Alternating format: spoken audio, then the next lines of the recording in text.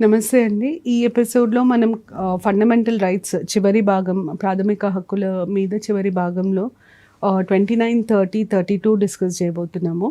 Article 29, 30ని cultural and educational rights అన్న heading కింద ఇవ్వడం జరుగుతుంది రాజ్యాంగంలో.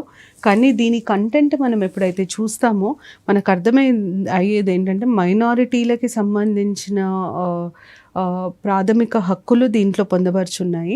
29లో మనకి ఏమేమి ఉంటుంది అంటే 29 ఫస్ట్ రైట్ టు కన్జర్వ్ అంటే కాపాడుకునే హక్కు, రైట్ టు కన్జర్వ్ ఎవరికి ఉంటుంది ఇది అంటే రైట్ టు కన్జర్వ్ అన్నది any citizen or group of citizen, any citizen or group of citizens, పౌరులకి లేదా పౌరుల బృందానికి ఆర్ గ్రూప్ ఆఫ్ సిటిజన్స్. ఏం కాపాడుకునే హక్కు? రైట్ టు ప్రిజర్వ్ అంటున్నాం, కన్జర్వ్ అంటున్నాం. ఏం కన్జర్వ్ చేస్తారు, ఏం కాపాడుకుంటారు? ఎనీ డిస్టింక్ట్ లాంగ్వేజ్, వాళ్ళకి ఏదైనా భిన్నమైన భాష కానీ, స్క్రిప్ట్ లిపి కానీ, కల్చర్ ఉంటే, జీవన శైలి కానీ జీవన విధానం కానీ ఉంటే, సాంప్రదాయం కానీ ఉంటే వాళ్ళకి పరిరక్షించుకునే హక్కు ఉంటుంది. సో ఆర్టికల్ 29లో మొదటి క్లాజ్ ఏమంటుందంటే పరిరక్షణ హక్కు ఏ పౌరుడికైనా ఒక గ్రూప్ ఆఫ్ సిటిజన్స్కైనా ఉంటుంది. అది ఏదైనా భిన్నమైన భాష కానీ లేకపోతే లిపి కానీ జీవన శైలిని కానీ పరిరక్షించుకునే హక్కు. మీకు ఉదాహరణకు చెప్తాను. ఉదాహరణకి మనము బతుకమ్మ తెలంగాణలో ఆడతాం. బతుకమ్మ అన్నది తెలంగాణ జీవన శైలిలో ఒక ముఖ్యమైన భాగం, ఒక చాలా చాలా ప్రతిష్టాత్మకమైన సాంప్రదాయం మనకున్నది. అది మీరు హిందువులే బతుకమ్మ చేస్తారు, కానీ తెలంగాణలో ఉన్న హిందువులు మాత్రమే బతుకమ్మని చేస్తారు. ఇంకా దేశంలో ఎక్కడ ఎవ్వరూ బతుకమ్మ అనే పండుగ చేసుకోరు. సో అది మనకున్న ఒక భిన్నమైన సంస్కృతి, దాన్ని పరిరక్షించుకునే హక్కు తెలంగాణలో ఉన్న ప్రజలకు ఉంటుంది. అలాగే మన దేశం మొత్తంలో ఒక్కొక్క రాష్ట్రంలో ఒక్కొక్క రకమైన జీవన శైలి, ఒక్కొక్క రకమైన సంస్కృతి ఉంటుంది. ఇప్పుడు ఫర్ ఎగ్జాంపుల్ రాజస్థాన్లో గన్గోర్ అని ఒక పండుగ చేస్తారు, పంజాబ్కి వెళ్ళేసరికి కర్వా చౌత్ చేస్తారు, ఆంధ్రప్రదేశ్లో అట్ల తద్దేయం చేస్తారు, మన దగ్గర అది చెయ్యరు. సో ఇట్లాంటి భిన్నమైన సంస్కృతి లేదా భిన్నమైన సాంప్రదాయాలు లేదా లిపి లేదా భాష, ఇప్పుడు ఉదాహరణకి షెడ్యూల్ తెగలకి వారి భాష వేరుంటుంది. ఆ భాషని పరిరక్షించుకునే హక్కు ఈ 29 క్లాజ్ 1 ఇవ్వడం జరుగుతుంది. ఇది ఫస్ట్. సెకండ్ ఏమంటుందంటే మనం ఎప్పుడైతే 29 క్లాజ్ 2 ఏమంటుందంటే ప్రభుత్వ సంస్థలు, గవర్నమెంట్ ఎడ్యుకేషనల్ ఇన్స్టిట్యూషన్స్, ప్రభుత్వ విద్యా సంస్థలలో అడ్మిషన్కి వెళ్ళినప్పుడు నో డిస్క్రిమినేషన్, ఎట్లాంటి భేదభావం చూపించడానికి వీల్లేదు. ఏ ఆధారంగా భేదభావం చూపించొద్దు? On basis of caste, religion, language and race. Caste, కులము, మతము, తర్వాత భాష, వీటి మీద ఎలాంటి భేదభావం చూపించకూడదు. అంటే ప్రభుత్వ విద్యా సంస్థలో అడ్మిషన్లకు వెళ్ళిన వారిని అడ్మిషన్ మేము మీ కులం వల్లనో, మతం వల్లనో, భాష వల్లనో, మీ రేస్ వల్లనో ఇవ్వము అని చెప్పడానికి వీలు లేదు అన్నది రెండవ క్లాజ్ చెప్పేది. సో 29లో 2 క్లాజులు ఉంటాయి. క్లాజ్ 1 ఏమంటుందంటే right to conserve, right to conserve అంటే right to conserve or preserve, పరిరక్షించుకునే హక్కును కల్పిస్తుంది. రెండోదేమో సేఫ్ గార్డ్. రెండోది ఏమంటుంది అంటే ఎలాంటి భేదభావం చూపించడానికి వీల్లేదు, కులం, మతం, భాష ప్రాతిపదికన భేదభావం చూపించద్దు అడ్మిషన్కి వెళ్ళినప్పుడు అని అంటుంది. మరి ఆర్టికల్ 30 ఏం చెప్తుంది? ఆర్టికల్ 30లో ఇది చాలా చాలా ముఖ్యమైన ఆర్టికల్. ఎందుకంటే మైనారిటీ అన్న పదాన్ని రాజ్యాంగంలో రాయబడడం జరిగింది. అంటే రాజ్యాంగంలో మైనారిటీ అన్న పదం మెన్షన్ చేశారు, కానీ మైనారిటీ అంటే ఏంటి, దాని డెఫినేషన్ ఏంటి, దాన్ని మనం ఎలా వివరిస్తాము అన్నది రాజ్యాంగంలో చెప్పలేదు. మరి ఎవరు చెప్పారు? ఒక కేసు ఉంది, TMA పై ఫౌండేషన్. మీరు ఇది గ్రూప్ 1 మెయిన్స్లో కూడా ఆన్సర్స్ రాసేటప్పుడు ఒకవేళ ఏదైనా ప్రశ్న వస్తే, రాయాల్సిన సందర్భం వస్తే నేను ఇప్పుడు చెప్పే డెఫినేషన్ మీరు రాయడానికి వీలుంటుంది. State of Karnataka. ఈ ఈ పర్టిక్యులర్ కేసులో సుప్రీంకోర్టు ఏమనిందంటే, మైనారిటీ అంటే non dominant group in population అని అంటది. Non dominant group in population. తక్కువ శాతంలో ఉన్న వాళ్ళని మనం మైనారిటీలుగా పరిగణిస్తాము. 100లో 50 పైన ఉన్న వాళ్ళు మెజారిటీ అవుతారు, 50 కంటే తక్కువ ఉన్న వాళ్ళు మైనారిటీ.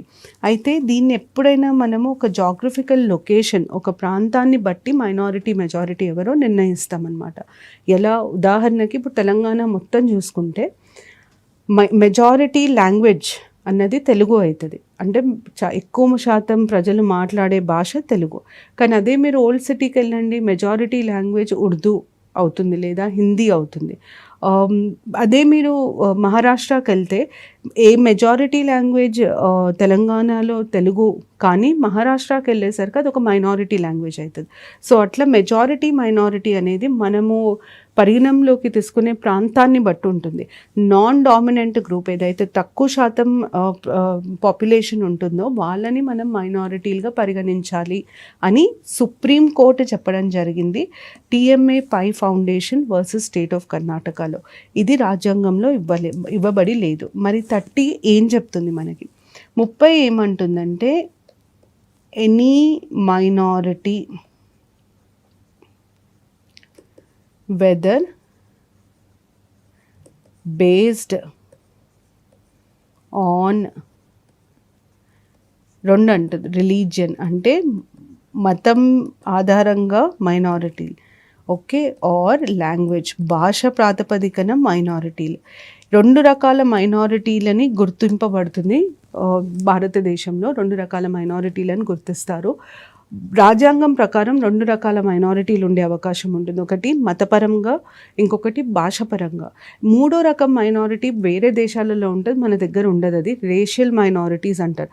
అంటే వాళ్ళ ఫిజికల్ అపియరెన్స్ అండ్ వాళ్ళ స్కిన్ కలర్, వాళ్ళ ఎత్తు పొడవు, వీటి ఆధారంగా మనం రేస్ అన్నది మన ఫిజికల్ అపియరెన్స్కి సంబంధించింది. ఆ రేస్ బేస్డ్ మైనారిటీస్ కూడా ఉంటారు. ఇండియాలో అది పాసిబుల్ కాదు, ఎందుకంటే India culmination of all races. మనము ఒక రేస్ ఉంది అని చెప్పడం చాలా కష్టం. అందుకనే ఇండియాలో రేషియల్ మైనారిటీస్కి రికగ్నిషన్ ఉండదు. ఉట్టి రిలీజియస్ మైనారిటీస్కి, లాంగ్వేజ్ బేస్డ్ లింగ్విస్టిక్ మైనారిటీస్కి మాత్రమే రికగ్నిషన్ ఉంటుంది. రిలీజియస్ మైనారిటీస్ అంటే ఇప్పుడు ఉదాహరణకి భారతదేశం మొత్తం మీదనే మనం రిలీజియస్ మైనారిటీస్ని ఐడెంటిఫై చేస్తాం. హిందూ మతం తప్ప మిగతా అన్ని మతాలను మనం రిలీజియస్ మైనారిటీస్ లాగా పరిగణిస్తాం. సో ముస్లింలు, క్రిస్టియన్లు, పార్సీలు, సిక్కులు, జైన్లు, బుద్ధిస్టులు, వీళ్ళందరూ రిలీజియస్ మైనారిటీస్ కిందకి వస్తారు. భాషకు వచ్చేసరికి రాష్ట్రం టు రాష్ట్రం భాష పరమైన మైనారిటీస్ మారుతూ ఉంటారు.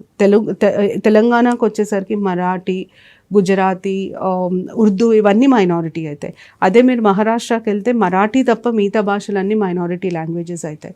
అట్లా state to state minority linguistic minority groups మారుతూ ఉంటాయి.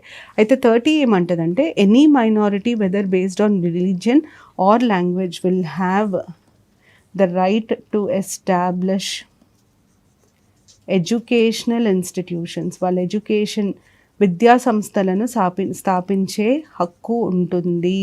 Institutions and regulate such institutions. Regulate అంటే అర్థం ఏంటి? ఇప్పుడు మీరు వినుంటారు, SSCయా, CBSCయా, ICSCయా అని అడుగుతారు.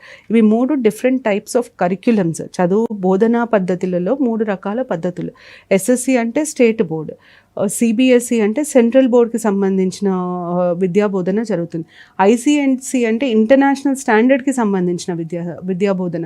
ఒక స్కూల్ పెట్టినప్పుడు, ఒక మైనారిటీ స్కూల్ పెట్టినప్పుడు వాళ్ళు ఎలాంటి విద్యా బోధనని చెప్పదలుచుకున్నారు, స్టేటా, సెంట్రలా, ఇంటర్నేషనలా, వాటిని నిర్ణయించుకునే హక్కు వాళ్ళకు ఉంటుంది.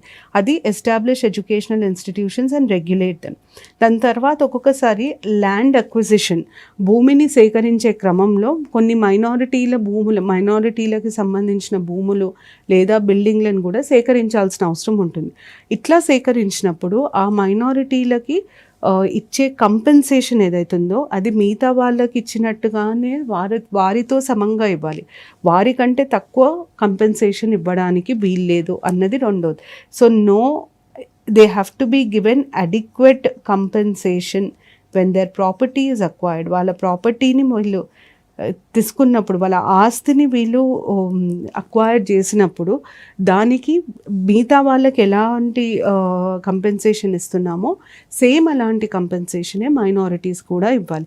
సికింద్రాబాద్లో సెయింట్ ఆన్స్ హై స్కూల్ అని ఒక మైనారిటీ ఎడ్యుకేషనల్ స్కూల్ ఉంది. చాలా పాత స్కూల్, చాలా ఫేమస్ స్కూల్, చాలా పెద్ద స్కూల్. ఆ స్కూల్లో ఆ రోడ్ వైడన్ చేశారు. SD రోడ్ వైడన్ చేసినప్పుడు, సరోజినీదేవి రోడ్ పెంచినప్పుడు, ఆ రోడ్డుని ఇంకా పెద్ద చేసినప్పుడు సెయింట్ ఆన్స్ హై స్కూల్కి సంబంధించిన మొత్తం బయట ఉన్న బిల్డింగ్స్ అన్నీ కొట్టేయడం జరిగింది. ఆ ల్యాండ్ని గవర్నమెంట్ తీసుకుంది. ఆ ల్యాండ్ తీసుకున్నందుకు వాళ్ళకి ఇచ్చిన కంపెన్సేషన్, ఆ పక్కకున్న ల్యాండ్కి ఇచ్చిన కంపెన్సేషన్ సమంగా ఉండాలి. వీళ్ళు మైనారిటీలు కాబట్టి వీళ్ళకి తక్కువ కంపెన్సేషన్ ఇవ్వడానికి వీల్లేదు అన్నది రెండో విషయం.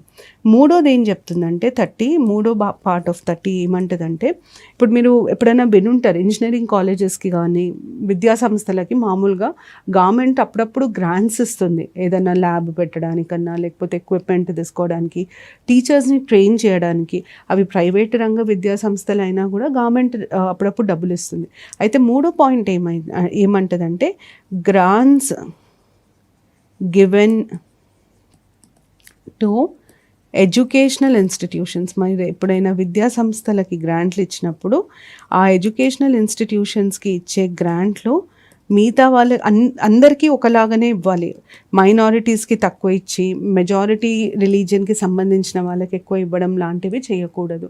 కంపల్సరీగా సేమ్ గ్రాంట్స్ ఇవ్వడం జరగాలి అన్నది కాన్స్టిట్యూషన్ చెప్తుంది. మీకు ఈ ఆర్టికల్ చాలా చాలా ముఖ్యమైనది. ఈ ఆర్టికల్లో మనకు అన్నిటికంటే ఇంపార్టెంట్ ఏంటంటే ఈ రెండు, religious and linguistic. Language based minorities ఉంటారు, రిలీజియన్ బేస్డ్ మతపరమైన మైనారిటీలు, భాషపరమైన మైనారిటీలు ఉంటారు భారతదేశంలో. ఈ రెండు మైనారిటీలని రాజ్యాంగం గుర్తిస్తుంది అన్న ఈ పాయింట్ మీకు చాలా ఇంపార్టెంట్. ఇది 29-30కి సంబంధించింది. మనకి 31 రాజ్యాంగంలో లేదు, తీసేశారు. రాజ్యాంగంలో 31 ఆస్తికి సంబంధించిన హక్కు, రైట్ టు ప్రాపర్టీ ఉండింది. దాన్ని 44వ సవరణతో 44th కాన్స్టిట్యూషనల్ అమెండ్మెంట్తో దాన్ని తీసుకెళ్ళి 300A కింద పెట్టడం జరిగింది. 32 మనకు చాలా చాలా ఇంపార్టెంట్. 32 ఏమంటుందంటే రైట్ టు కాన్స్టిట్యూషనల్ రెమెడీస్ అని అంటుంది. దీని మీనింగ్ ఏంటి, అసలు కాన్స్టిట్యూషనల్ రెమెడీస్ అర్థం ఏంటిది, ఈ హక్కు అర్థం ఏంటిది అన్నది నేను మీకు ఇప్పుడు చెప్తాను. కాన్స్టిట్యూషన్ అంటే ఏంటిది, రాజ్యాంగం. రెమెడీ అంటే ఒక ప్రాబ్లం ఉన్నప్పుడు దానికి సొల్యూషన్. సో రాజ్యాంగం చూపించే సమాధానం, ఇది కూడా ఒక హక్కు ద్వారా లాగా ఇచ్చారు. అసలు రాజ్యాంగం దేనికి సమాధానం చూపిస్తుంది అంటే సమస్య ఏంటి అన్నది మొదటి ప్రశ్న. రైట్ టు కాన్స్టిట్యూషనల్ రెమెడీస్ అంటే అర్థం ఏంటంటే, ఎప్పుడైతే ఒకరి ప్రాథమిక హక్కు వాయిలేట్ అయినా కానీ, లేదా థ్రెట్ టు వాయిలేట్ అంటే ఉల్లంఘించబడడం లేదా ఉల్లంఘించే క్రమంలో ఉండడం, థ్రెట్ ఆఫ్ వాయిలేషన్. ఈ రెండిట్లో ఏదున్నా ఎలా మీరు దీన్ని కాపాడుతారు, పరిరక్షించడానికి ఉన్న సమాధానం ఏంటి అంటే, పరిరక్షించడానికి లేదా రెస్టోర్ చేయడానికి, ఉల్లంఘింపబడ్డ హక్కుని పునరుద్ధరించడానికి ఎలాంటి చర్యలు చేపట్టాలి అన్నది రైట్ టు కాన్స్టిట్యూషనల్ రెమెడీస్ అంటే సొల్యూషన్. ఎలాంటి సొల్యూషన్ చూపిస్తుంది రాజ్యాంగం, ఏమీ జవాబిస్తుంది రాజ్యాంగం అన్నది right to constitutional remedies. So right to constitutional remedies అంటే బేసిక్గా కాన్స్టిట్యూషనల్ రెమెడీస్, కాన్స్టిట్యూషన్ చూపించే సొల్యూషన్, కాన్స్టిట్యూషన్ చూపించే సమాధానం. కాన్స్టిట్యూషన్ ఎప్పుడైతే ప్రాథమిక హక్కులు ఉల్లంఘింపబడతాయో అప్పుడు రాజ్యాంగంలో ఎట్లా వాటిని ఆ ఉల్లంఘనని ఆపొచ్చు లేదా ఉల్లంఘింపబడ్డ హక్కులని తిరిగి ఎట్లా ఇవ్వచ్చు అన్న దాని మీద రాజ్యాంగం ఏమంటుంది అన్నది ఆర్టికల్ 32లో ఉంటుంది. దీన్ని కూడా ఒక హక్కులాగా ఇచ్చారు. అంటే మీరు ఇక్కడ అర్థం చేసుకోవాల్సింది ఏంటంటే, నేను వీడియోస్ కింద కమెంట్స్ చదివినప్పుడు కొంతమంది స్టూడెంట్స్ అసలు గ్రూప్ 1 మెయిన్స్కి ఏం అడుగుతారు, ఇట్లాంటివి తెలియాలి అని అడిగారు. గ్రూప్ 1 మెయిన్స్‌కి మీకు అనాలిసిస్ చాలా ఇంపార్టెంట్. మీరు ఒక అంటే విశ్లేషణ ధోరణిలో సమాధానాలు రాయాలి. ఆన్సర్స్ రాయాలి. ఆ విశ్లేషణలో రైట్ టు కాన్స్టిట్యూషనల్ రెమెడీస్ మీద ప్రశ్నలు అడిగే ఆస్కారం చాలా ఎక్కువ ఉంటది. నేను ఇన్‌ఫాక్ట్ ఇది అయిపోయిన తర్వాత లాస్ట్‌కి ఒక 2, 3 నిమిషాలు ఎలాంటి ప్రశ్నలు మెయిన్స్‌లో వస్తాయి అని చెప్దామనుకున్నాను.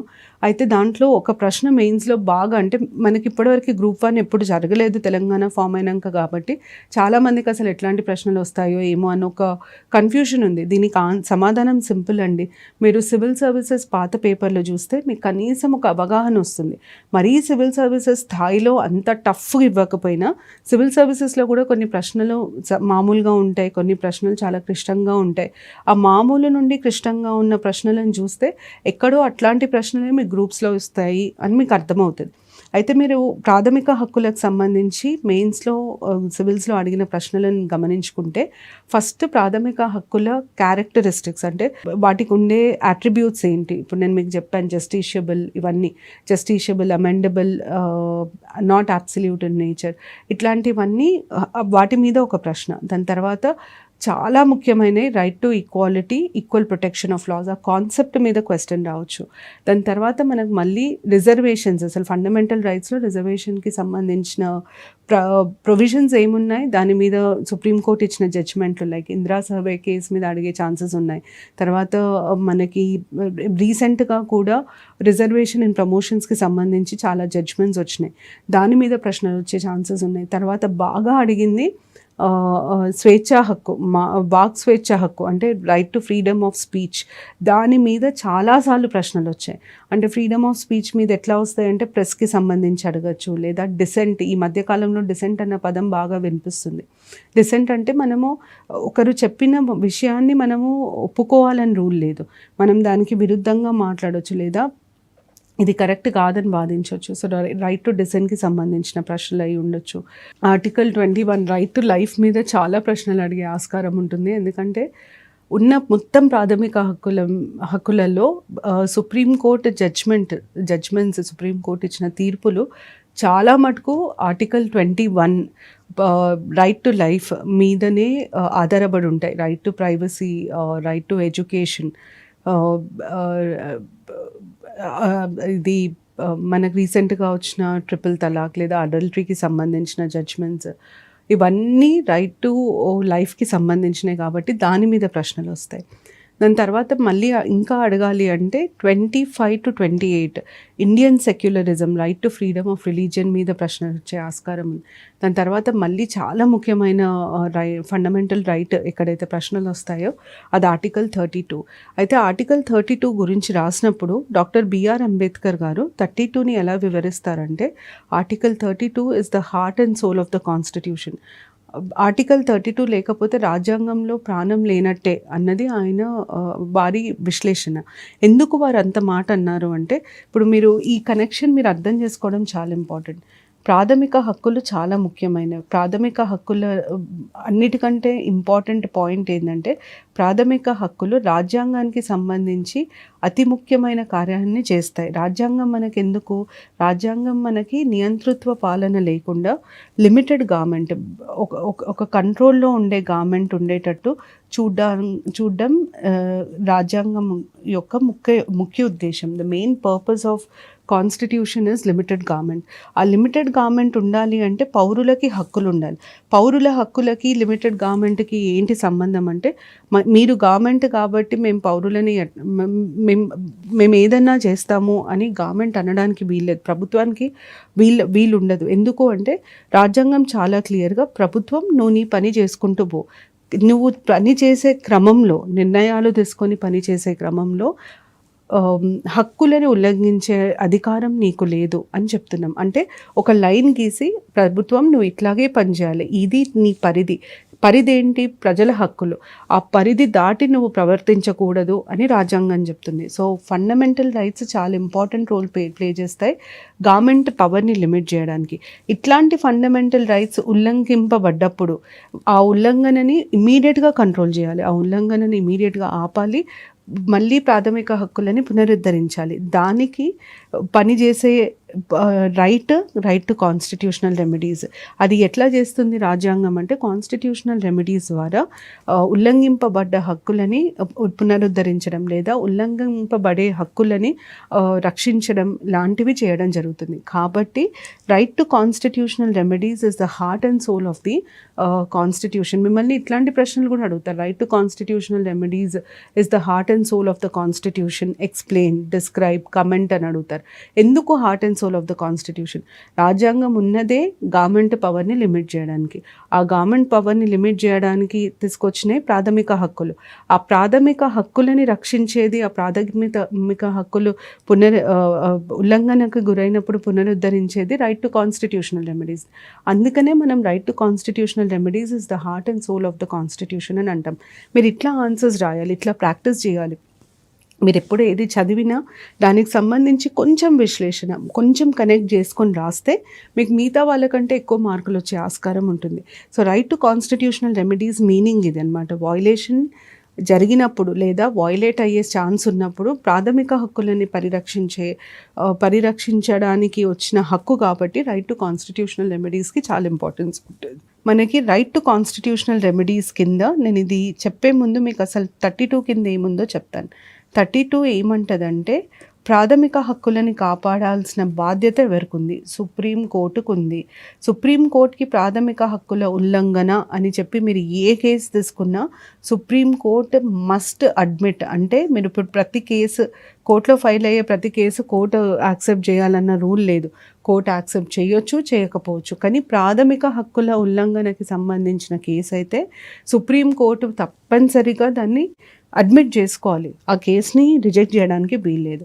అండ్ సుప్రీంకోర్టు ప్రాథమిక హక్కులకి సంబంధించిన కేసు అయితే ఆ ప్రాథమిక హక్కులని పునరుద్ధరించడానికి లేదా సంరక్షించడానికి ఇష్యూ చేసే ఆర్డర్ ఏదైతే ఉందో, సుప్రీంకోర్టు ఇచ్చే ఆర్డర్, దాన్ని మనం WRIT రిట్లుగా పరిగణిస్తాం. మనం వాటిని రిట్స్ అని అంటాం. రిట్స్ అంటే ఏంటిది? రిట్ అంటే రిటన్ కోర్ట్ ఆర్డర్. ఒక కోర్టు ఆర్డర్ని రిటర్న్ అంటాం. మీరు ఎప్పుడైనా గుర్తుపెట్టుకోవాల్సింది ఏంటంటే, కొన్ని పదాలు కొన్నిటికి మాత్రమే యూజ్ అవుతాయి. అంటే కొన్ని విషయాలలో మాత్రమే వాడతాం. ఇప్పుడు రిట్ ఉంది, రిట్ అన్న పదం కోర్టుకి సంబంధించింది. అట్లా పార్లమెంట్కి సంబంధించినంతవరకు విప్ అని వాడతాం. విప్ అన్న పదం మనం కోర్టులో వాడడం. డాక్ట్రిన్ అన్న పదం మనం కోర్టులో వాడతాం, పార్లమెంట్లో వాడడం. అట్లా కొన్ని పదాలు కోర్టుకి వాడతాం, కొన్ని పదాలు లెజిస్లేచర్కి వాడతాం, కొన్ని పదాలు ఎగ్జిక్యూటివ్కి వాడతాం. రిట్ అన్నది ఒక రిటన్ కోర్ట్ ఆర్డర్. కోర్టు ఇచ్చే ఆర్డర్ని రిట్ అని అంటాం. ఫండమెంటల్ రైట్స్ని పరిరక్షించడానికి కోర్టు 5 రకాల రిట్ ఇస్తుంది. ఫస్ట్ రిట్ని హబియస్ కార్పస్. ఇవన్నీ లాటిన్ వర్డ్స్. వీటి మీనింగ్ ఏంటంటే టు హ్యావ్ బాడీ. దాని తర్వాత రెండో దాన్ని మనం మ్యాండమస్ అని అంటాం. మ్యాండమస్ అంటే వి కమాండ్. పని చెయ్యండి అని ఆర్డర్ ఇచ్చేదాన్ని మనం మ్యాండమస్ అంటాం, వి కమాండ్. మూడో దాన్ని ప్రొహిబిషన్ అంటాం. ప్రొహిబిషన్ అంటే టు స్టాప్, ఆపడం, ఏదన్నా పని జరుగుతుంటే ఆపడం. సెర్చురరీ అంటే హయ్యర్ ఆర్ సుపీరియర్, పైవారు అని అర్థం.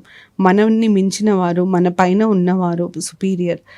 కోవారెంటో అంటే విత్ వాట్ అథారిటీ. నేను ఇవన్నీ ఎక్స్ప్లెయిన్ చేస్తాను. విత్ వాట్ అథారిటీ, ఇది మెయిన్ మీనింగ్. ఫస్ట్ మీకు ఇది తెలియాలి, ఎందుకంటే చాలాసార్లు ప్రశ్నలలో వేరే గ్రూప్ 1 లెవెల్కి అయితే ఈ ప్రశ్నలు రావు, కానీ కానిస్టేబుల్, SI ఇట్లాంటి వాటిలలో ఇది అడిగే ఛాన్సెస్ ఉంటాయి. హబియస్ కార్పస్ అంటే ఏంటి, మ్యాండమస్ అంటే ఏంటి, వాటి మీనింగ్ ఏంటి.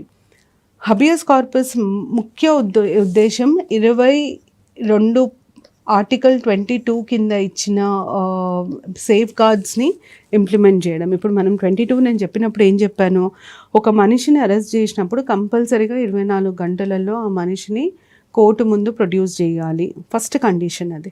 ఒక మనిషిని అరెస్ట్ చేసినప్పుడు తనని ఎందుకు అరెస్ట్ చేస్తున్నారు అన్న విషయము, అంటే అక్యూజ్డ్ ఇన్ అ క్రైమ్, ఏదన్నా నేరారోపణ కింద అరెస్ట్ చేసినప్పుడు వాళ్ళకి ఖచ్చితంగా మీ మీద ఈ నేరం మోపబడింది, నేరారోపణ జరిగింది కాబట్టి మిమ్మల్ని అరెస్ట్ చేస్తున్నామని వాళ్ళకి చెప్పాలి కంపల్సరీగా. అదొకటి. చెప్పిన తర్వాత వాళ్ళని 24 గంటలలో కోర్టులో ప్రొడ్యూస్ చేయాలి. ఇవన్నీ మనకి 22 కింద ఉన్నాయి. అయితే హబియస్ కార్పస్ ఒక ముఖ్య ఉద్దేశం ఏంటంటే, ఎప్పుడైనా పోలీసులు ఒకరిని అరెస్ట్ చేసి ఆ అరెస్ట్ న్యాయబద్ధంగా లేనప్పుడు ఆ వ్యక్తిని కోర్టు ముందు ప్రవేశపెట్టరు. అట్లాంటి సంఘటనలను కోర్టు దృష్టికి తేవడానికి మనం వేసే పిటిషన్కి వచ్చే ఆర్డర్ని హబియస్ కార్పస్ అంటాం. అంటే మనం కోర్టుకెళ్ళి అయ్యా నాకు ఈ సమస్య వచ్చింది, నా హక్కు ఇలా ఉల్లంఘింపబడింది అని చెప్తే కోర్టు ఒక ఆర్డర్ ఇస్తుంది. ఎట్లాంటి హక్కు ఉల్లంఘింపబడిందో దాన్ని బట్టి ఆర్డర్ ఉంటుంది. ఒకవేళ ఒక వ్యక్తిని అరెస్ట్ చేశారు, కానీ ఆ వ్యక్తిని 24 గంటలలో కోర్టులో ప్రవేశపెట్టలేదు, ఆ వ్యక్తి ఎక్కడున్నారు అన్నది తెలియట్లేదు, వేర్ అబౌట్స్ తెలియట్లేదు.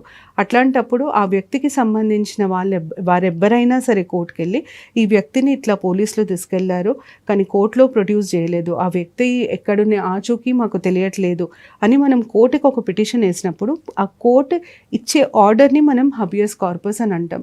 రీసెంట్గా వచ్చిన జై భీమ్ సినిమా మీరందరూ చూసుంటారు. ఆ జై భీమ్ సినిమా మొత్తం హబియస్ కార్పస్ రిట్ని ఆధారపరుచుకొని తీసింది. ఒక వ్యక్తిని అరెస్ట్ చేస్తారు, అసలు ఆ వ్యక్తి ఎక్కడున్నాడు ఏం చేస్తుండో కూడా తెలియదు, దాన్ని మనం హబియస్ కార్పస్ అని అంటాం. కోర్టు ఇచ్చే ఆర్డర్ని హబియస్ కార్పస్ అంటాం. అయితే హబియస్ కార్పస్లో కోర్టు ఏమంటుందంటే పోలీస్ వాళ్ళని పిలిచి డిపార్ట్మెంట్కి చెప్తుందనమాట, ఈ వ్యక్తి ఎప్పటి నుండో లేరు, మీరు అరెస్ట్ చేశారు, ఆ వ్యక్తిని మా ముందు తీసుకొచ్చి ప్రవేశపెట్టండి, అప్పుడు మేము చూస్తాం మీరు చేసిన అరెస్ట్ కరెక్టా రాంగా అన్నది. సో హబియస్ కార్పస్ ముఖ్య ఉద్దేశం లీగాలిటీ ఆఫ్ ది అరెస్ట్. ఒక అరెస్ట్ జరిగినప్పుడు అరెస్ట్ చట్టపరంగా జరిగిందా, చట్ట వ్యతిరేకంగా జరిగిందా, చట్టాన్ని ఉల్లంఘిస్తూ జరిగిందా అని చూడడానికి ఇష్యూ చేసే ఆర్డర్ని హబియస్ కార్పస్ అంటారు. హబియస్ కార్పస్ని బూన్ ఆన్ పర్సనల్ లిబర్టీ అంటారు. అంటే అర్థం ఏంటంటే ఒక మనిషి స్వేచ్ఛని కాపాడడానికి కోర్టు ఇచ్చే ఆర్డర్ హబియస్ కార్పస్ అని అర్థం.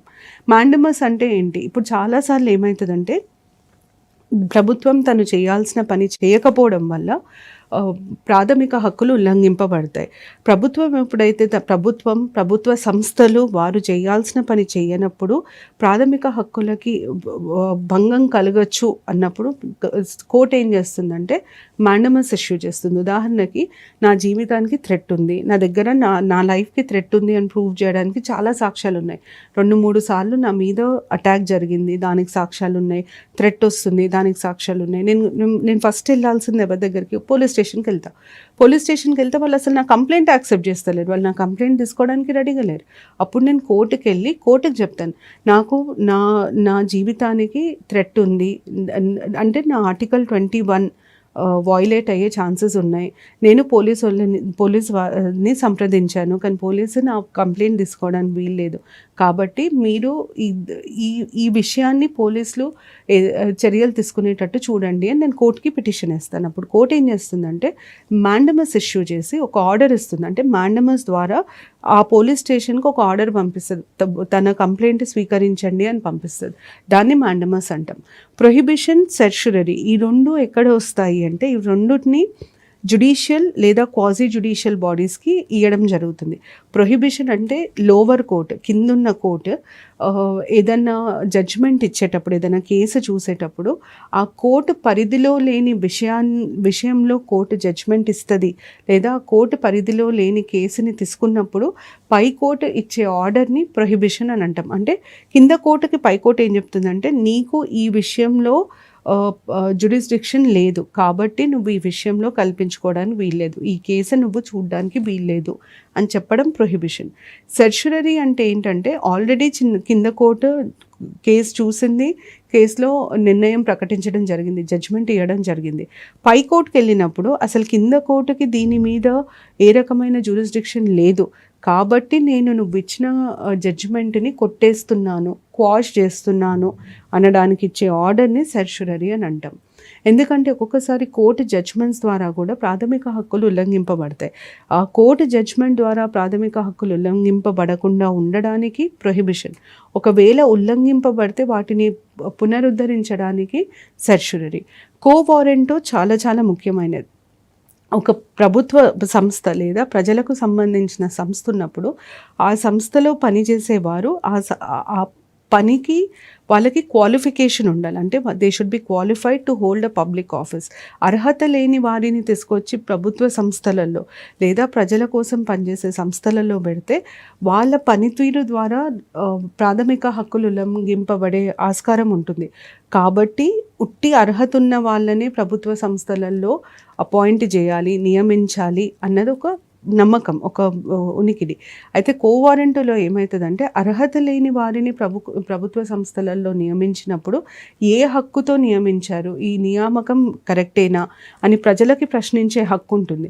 మనం ఏం చేస్తామంటే మనం పోయి కోర్టుకి పిటిషన్ ఇస్తాం, అయ్యా ఈ ఈ ఈ పదవికి ఈ వ్యక్తిని అపాయింట్ చేశారు, కానీ ఈ పదవికి ఈ వ్యక్తికి అర్హత లేదు, మీరు దయచేసి ఇది చూడండి అని మనం కోర్టుకి చెప్పినప్పుడు కోర్టు ఏం చేస్తుందంటే ఆ వ్యక్తిని అడుగుతుంది, నీకు ఏ హక్కుతో, నీకు ఏ అధికారంతో, ఏ అర్హతతో నువ్వు ఈ పొజిషన్ని తీసుకున్నావు, ఈ ఈ ఆఫీస్లో జాయిన్ అయ్యావు, మాకు వివరించు అని కోర్టు అడుగుతుంది. దాన్ని కో వారెంటో అంటారు. కరెక్ట్ మనుషులు అంటే అర్హత ఉన్న మనుషులని సంస్థలలో నియమిస్తే చాలా సమస్యలు రావు. ఎందుకంటే వాళ్ళకి అర్హత ఉంది, వాళ్ళు ఎవ్వరు ఫేవర్ మీద రాలేదు కాబట్టి వాళ్ళకి ఒకరికి వంగాల్సిన అవసరం ఉండదు. అర్హత ఉంది అంటే వారికి అసలు ఆ సంస్థ గురించి, ఆ సంస్థ విధి విధానాల గురించి పూర్తి అవగాహన ఉంటుంది కాబట్టి హక్కులు ఉల్లంఘించే ఆస్కారం ఉండదు. ఇవన్నీ ఉంటాయి కాబట్టి అర్హత ఉన్న వ్యక్తులు సంస్థలకి నియమించబడడం చూడ్డానికి కోసమే మనకి కో వారెంటో రిట్ ఇష్యూ చేయడం జరుగుతుంది. ఇవి 5 రిట్లు: హబియస్ కార్పస్, మాండమస్, ప్రొహిబిషన్, సెర్షరీ, కో వారెంటో. రిట్లు చాలా ఇంపార్టెంట్. Article 32 important. దీంతో మనం ఫండమెంటల్ రైట్స్ ముగిస్తున్నాం. నెక్స్ట్ సెషన్లో నేను directive principles of state policy, ఆదేశిత సూత్రాల గురించి వివరిస్తాను. Thank you.